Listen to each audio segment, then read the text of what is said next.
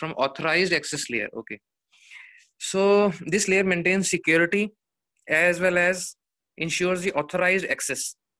Okay, for example, in our JU also a free Wi-Fi is given, but it is also protected by user ID and password, so that if some person is accessing the contents which is not expected to be served by the student, so that can be tracked, so that they can be guided in a right manner.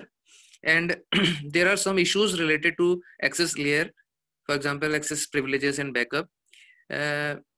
So that access privileges, for example, you can say, as a student point of view, you can say that you normally expect that when you're logging using user ID and password, so your results and other your personal information, mobile numbers, email, father's name, father's email, etc., is accessed by you. Similarly, as an employee, we expect that whenever we log in, our personal details, for example, how much leaves we have taken, what is our salary details, whether it is accessed or not, and what is the amount, and whatever the backups that can be taken. So that is also this is issues related to access layer. So next is this diagram. This helps in understanding the transfer of knowledge. So using this expert, when expert can transfer the knowledge informally, because as we have discussed earlier also, that the tacit knowledge is the knowledge in the minds of the expert to the decision maker or the management or the authority who is to take a decision on behalf of that company, or it can go through a channel in which that expert can verbalize, and using the internet and the internalized mechanism that is codified and simplified and documented and emailed to the decision maker or the authority for the good understanding and decision making. So now what is this extranet? See, the extranet is the type of the internet with extensions allowing specified people to access some organizational information. Okay, for example, you can say that in Amazon, when we access the Amazon website, it is having the user ID passwords for customers.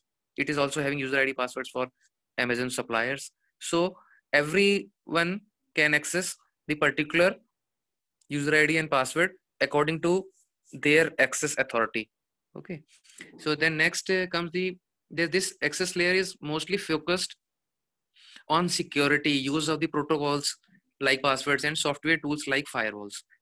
Okay, so when we talk of the protocol and security, as you must have aware earlier also, the security protocols available are the HTTPS. For example, whenever we are going for any banking transactions, the banking websites we are talking, so that protocol is HTTPS, where S stands for the security.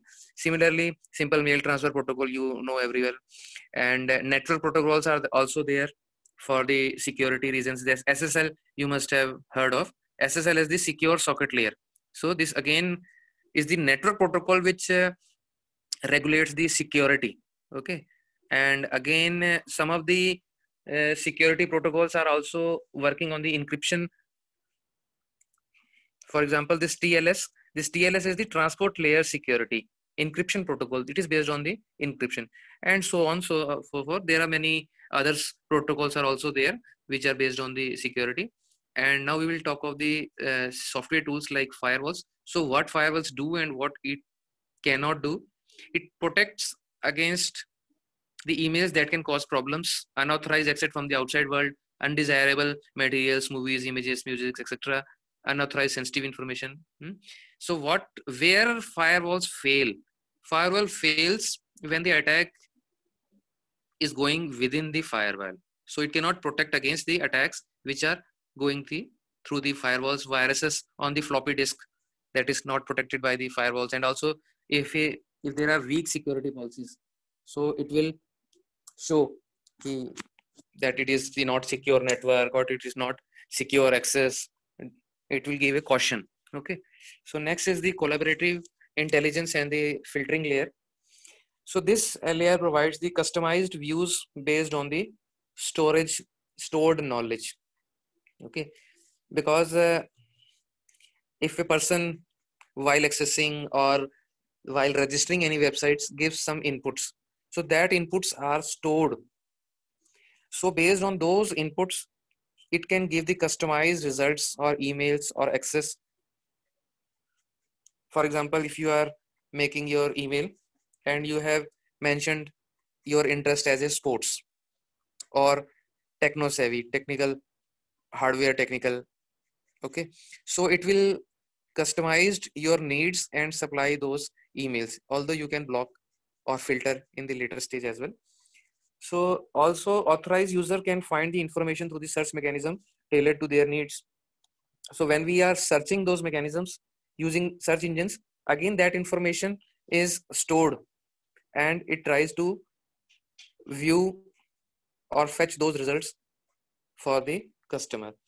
So these are the intelligent agents. These can be active objects which can perceive, reason, or act in the situation of the problem solving. Again, it is based on the inputs, past results.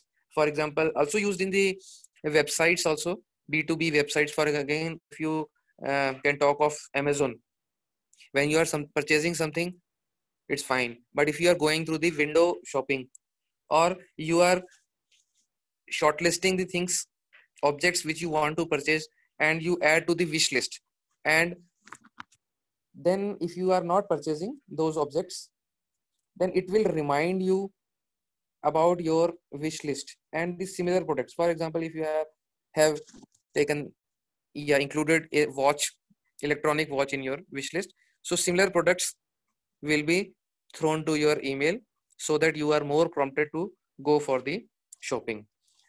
Again,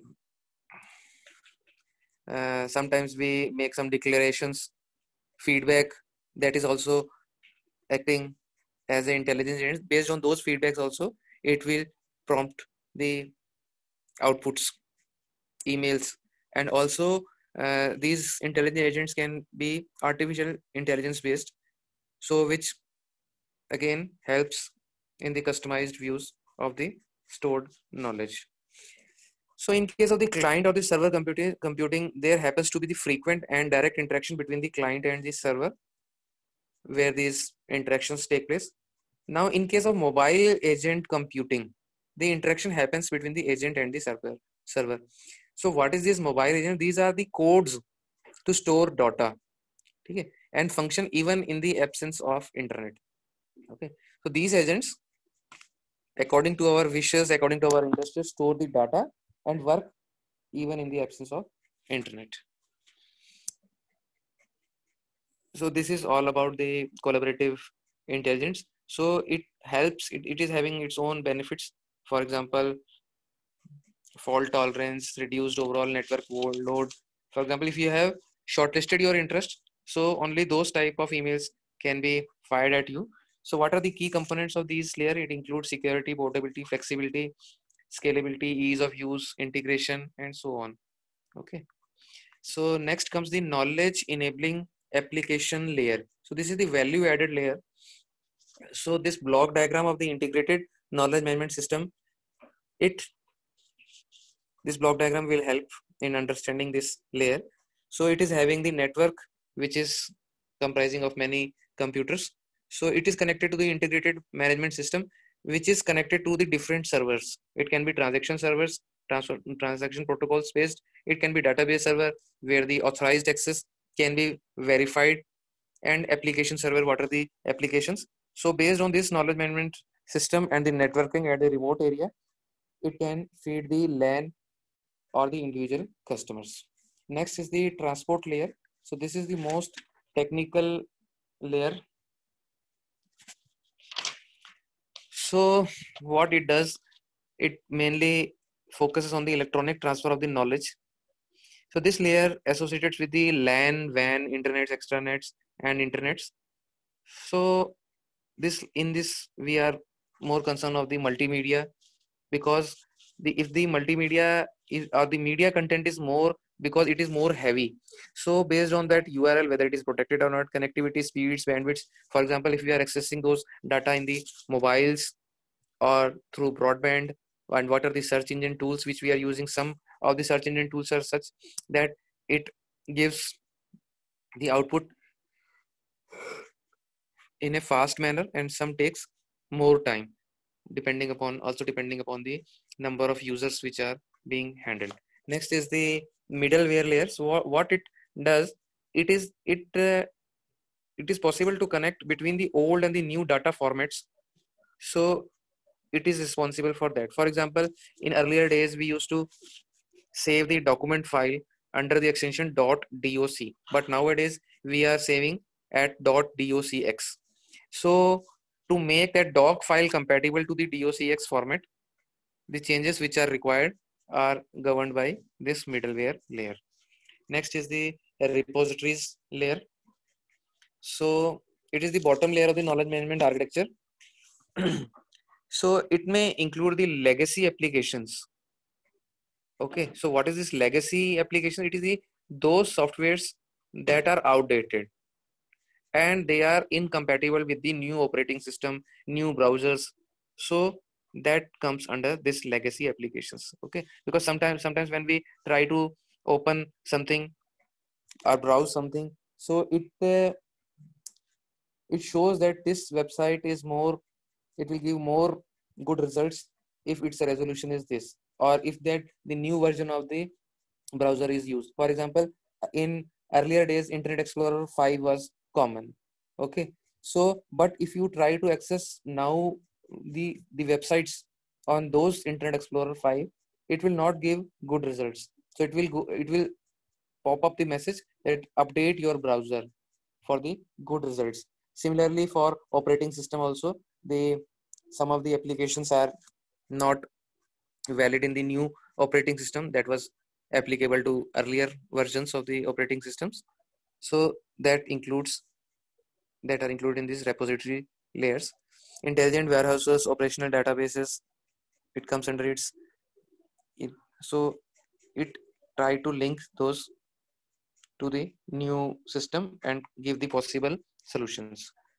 So next topic is the building knowledge corporation and implementation of knowledge management in organization. So under this, it depends upon the building of knowledge in the corporation depends upon the knowledge management strategy of the industry concerned. And knowledge management strategy and business strategy of any organization is bi-directional, which means that the knowledge management strategy can help the organization to decide its business goals. So what we understand by this, for example, if any knowledge-based company or corporation wants to be successful, it has to develop a strategy. So what we meant by strategy, the strategy can be defined as the planning before planning, okay, to execute any plan. It may give the fruitful results or it may also result in a failure. So but if we are changing according to our need, if our planning is not successful, it means that our strategy has got some bottlenecks. So if we are taking the alternative path, okay, so that is called tactics. So that is the on-field changes which we are making on the failure of the strategy, that can be defined as the tactics. So here we are talking of two strategies. First is the knowledge management strategy, second is the business strategy. So both are bi-directional. Okay, for example, if we are talking of the any knowledge management corporation, so for example IIT coaching center is there, and the business person, that business strategy is that, okay, since we are having only 4 centers countrywide, and we are planning to have at least 6 in a year or two, and by 10 centers by the end of the 4 years, and so on. So based on that projections, the director of that corporation, knowledge management corporation, can tell the persons who are working under them, okay, we want 5 crore net profit this year. So this is the business strategy based on the expansion plans of that knowledge management corporation. So what is the knowledge management strategy? So the knowledge management strategy is given to the center heads, working center heads, which are functional. So that knowledge management strategy can be strategized by the center head, business managers. Okay, so then they have to decide that how we are going to get this 5 crore profit. So that can be wide scholarship, because as the number is increasing, if the number of students registered are increasing, then the profit will also increase. Okay, so wide circulation or some scholarship schemes can be launched. Okay, so there can be many methods: app based study, website based study, or personal one-to-one communication study. So it all includes under that so that knowledge management, if that knowledge management strategy is successful, then the business strategy will be successful, or that will be fulfilled. And since it's bi-directional, because uh, knowledge management strategy or the ideas which is to be executed, they have to take permission from the business person or the directors. So they may have their own plans. Okay, we are going to invest say 10 lakhs or 20 lakhs on the circulation or the advertising. So they are dependent. Similarly, business strategy people are dependent on the knowledge management people. So it can be defined as they are the bi-directional thing. So uh, this any knowledge management strategy designed to improve the business performance, and it should address the three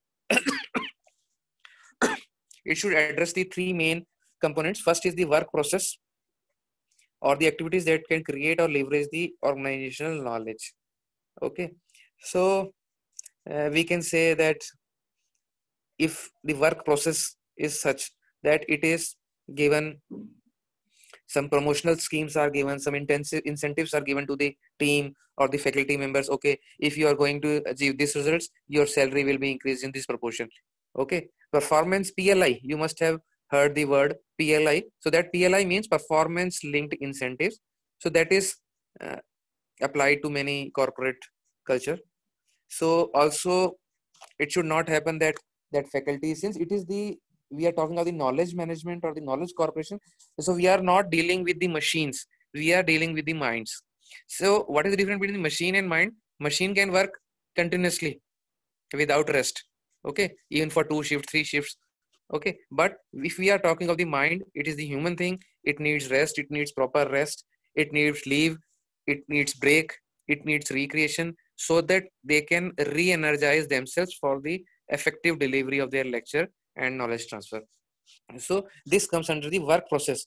So if the work process is such, the it will help. And second is the technology infrastructure. So what is the technology infrastructure or the technical aspect of the this? It can be self test series. Notes can be provided handwritten. It can be audio visual notes. Okay, and again that uh, knowledge management strategy can include what is the type of the services which we are going to provide. Is it the classroom coaching, or we are going for the practice test series? Online contents will be delivered or not? App based, again this online and app based study all comes under the technical infrastructure. Again all other things which comes under technology are the printer, net, library, projector system. What is the work process can also include the sitting, where is the cabins, is it good enough, whether AC is installed in it, whether software is given, whether PC is there, training is proper or not, where the remuneration is proper or not. All factors comes under this. And now it comes at behavioral norms and practices. Some of the topics under this category is already discussed under the organization culture, that what is the culture of the company, whether it is supportive or not, or whether it continuously delays your salaries, not giving any incentives. So all the apples and oranges, if are treated in the same manner, then it is not good enough. Okay, so all these things comes under this. So when we talk of the behavioral norms, again we are since dealing with the human beings, so how this behavior is changing and not changing, it comes under the barrier in the transformation, because you cannot change the behavior or perception of the human being at will.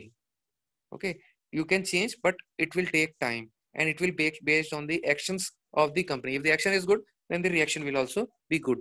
Okay, so the behavioral changes takes time. So this topic which we have just undergone can be better understood with this block diagram.